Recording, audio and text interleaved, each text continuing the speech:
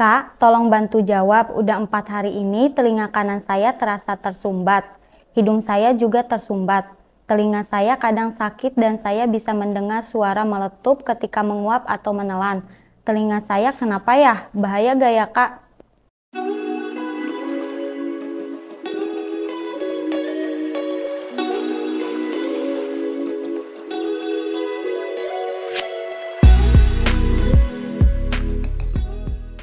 Halo sahabat sehat, berjumpa lagi dengan Mimo. Di video kali ini Mimo akan bacakan salah satu pertanyaan dari sahabat sehat. Nah, sebelum Mimo melanjutkan ke pertanyaan, bagi sahabat sehat yang baru datang di channel Mo Sehat, selamat datang ya. Channel ini berisikan tentang Q&A dan informasi seputar kesehatan. Jangan lupa klik tombol subscribe dan nyalakan juga lonceng notifikasinya agar sahabat sehat mendapat update terbaru dari channel ini. Baik, langsung Mimo bacakan aja ya pertanyaannya. Kak, tolong bantu jawab. Udah 4 hari ini telinga kanan saya terasa tersumbat. Hidung saya juga tersumbat. Telinga saya kadang sakit dan saya bisa mendengar suara meletup ketika menguap atau menelan. Telinga saya kenapa ya? Bahaya gak ya, Kak? Baik, sebelumnya Mimo mau ucapin terima kasih ya untuk pertanyaannya. Jadi telinga terbagi menjadi beberapa bagian. Telinga luar, dalam, dan tengah. Ada beberapa hal yang dapat menyebabkan telinga tersumbat nih. Misalnya dikarenakan tumpukan kotoran, sumbatan cairan, adanya benjolan yang menutupi saluran telinga. Hidung, telinga, dan tenggorokan merupakan saluran yang saling berhubungan.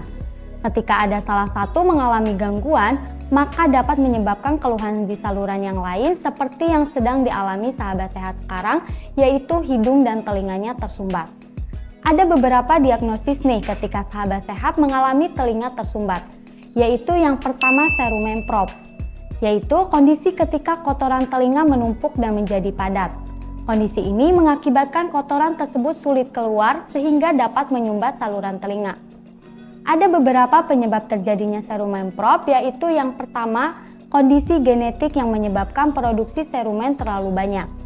Yang kedua, kebiasaan membersihkan telinga dengan memasukkan benda asing seperti ketembat yang dapat mendorong cerumen makin dalam di liang telinga. Yang ketiga, penggunaan alat bantu dengar, earbud, atau earplug. Dan yang keempat, gangguan pada kulit yang dapat menyebabkan banyaknya sel kulit mati di dalam liang telinga, misalnya dermatitis seboroik atau eksim. Lanjut diagnosis yang kedua, yaitu otitis media. Kondisi ketika telinga bagian tengah, tepatnya pada rongga di belakang gendang telinga, mengalami infeksi virus atau bakteri. Kondisi ini sering kali dipicu oleh flu, batuk pilek, alergi, atau bisa juga karena faktor lain. Faktor penyebab lain dari otitis media yaitu yang pertama berada dalam lingkungan dengan kadar polusi tinggi. Yang kedua, merokok. Yang ketiga, memiliki riwayat gangguan pernapasan. Dan yang keempat, berada di tempat ramai yang memungkinkan sahabat sehat tertular batuk, pilek, dan flu. Lalu bagaimana sih cara pengobatan otitis media ini? Cara pengobatan otitis media bisa menjaga kebersihan telinga dan menghindari asap dan polusi sebisa mungkin. Diagnosis yang ketiga yaitu rhinitis.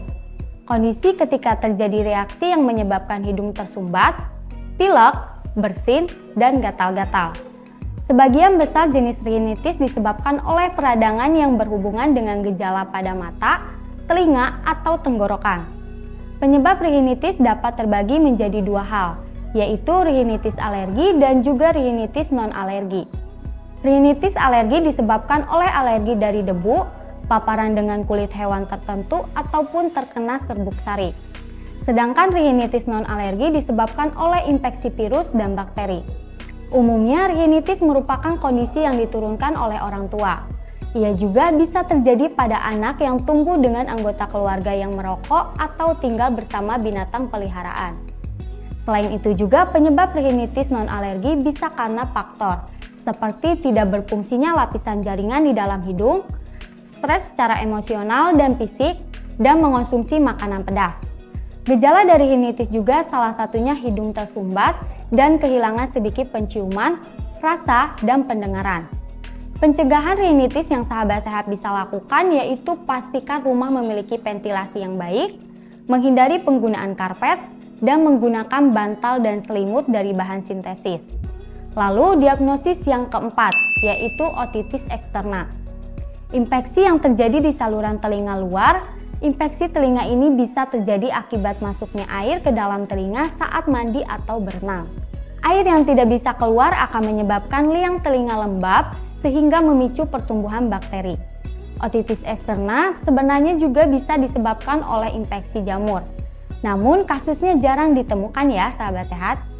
Faktor risiko dari otitis eksterna yaitu memiliki bentuk saluran telinga yang sempit sehingga bisa membuat air terjebak di dalam telinga dan sering menggunakan alat bantu dengar atau earbud.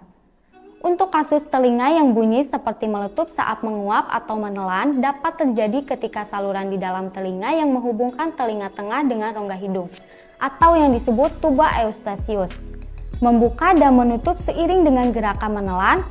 Tuba eustasius tertutup pada keadaan normal, namun ketika proses menelan, mengunyah atau menguap terjadi, saluran ini akan membuka sehingga menimbulkan bunyi seperti bunyi letupan. Umumnya keadaan ini tidak berbahaya dan normal terjadi ketika udara memasuki telinga tengah. Jadi dapat disimpulkan bahwa masalah telinga yang menyebabkan suara meletup saat menguap atau menelan tidak secara langsung berbahaya bagi telinga ya. Umumnya hal ini terjadi karena adanya gangguan seperti telinga dan hidung yang tersumbat yang dapat mengganggu saluran tuba eustasius. Namun, jika terdapat infeksi atau kondisi yang lebih serius seperti otitis media atau otitis eksterna, perlu pengobatan lebih lanjut agar tidak berkembang menjadi masalah yang lebih besar.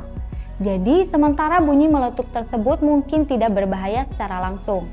Tetapi penting untuk memperhatikan kondisi telinga dan hidung serta berkonsultasi dengan profesional medis jika gejalanya persisten atau memburuk. Semoga bisa menjawab pertanyaan sahabat sehat ya. Sekian dari Mimo, jika menurut sahabat sehat video ini bermanfaat, jangan lupa like, komen, share, dan subscribe channel ini ya. Sampai jumpa lagi di video selanjutnya. Mau sehat, solusi hidup sehat.